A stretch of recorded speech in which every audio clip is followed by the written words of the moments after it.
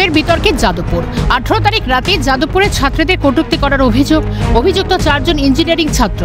ঘটনাকে কেন্দ্র করে বচসা হাতাহাতিতে জড়ায় ছাত্ররা।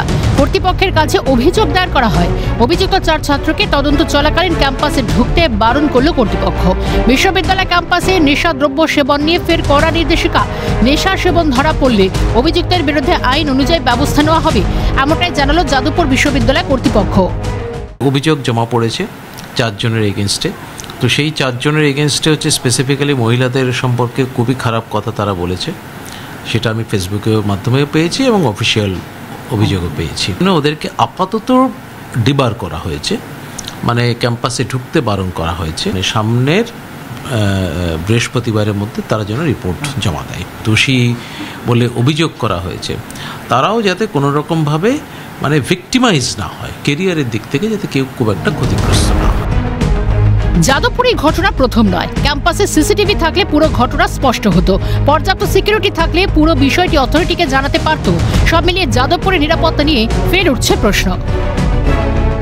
একটাই অবশ্যই স্পষ্ট যে যাদবপুর বিশ্ববিদ্যালয়ে এরকম ঘটনা নতুন নয়, প্রায়ই দেখা যায়। বড়ই আমাদের যেটা দাবি ছিল, ক্যাম্পাসে সিসিটিভি নেই। সিসিটিভি হলে একদম পরিষ্কার হয়ে থাকতো মারামারিতে কারা যুক্ত ছিল, কে মেরেছে, কাকে মেরেছে, কে হসপিটালে গেল, সবটাই আমাদের কাছে একদম স্পষ্ট থাকতো। আর সিকিউরিটি যদি প্রত্যেকটা জায়গায় জায়গায় থাকতো, কমসে কম অথরিটিকে খবর দেওয়ার তো লোক থাকতো যে এরকম একটা ঘটনা ঘটছে। এখানে দেখারই কেউ নেই। বেলা 5 থেকে 10 জন 15 জন সিকিউরিটি, এত বড় একটা ক্যাম্পাসে, সেখানে মানুষ দেখবে কোথায়? প্রথম থেকে শেষ পর্যন্ত তারা এই কথাটি বলছেন।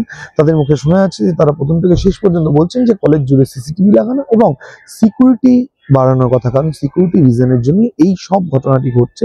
তারা বারংবার এই কথাটি বলছেন।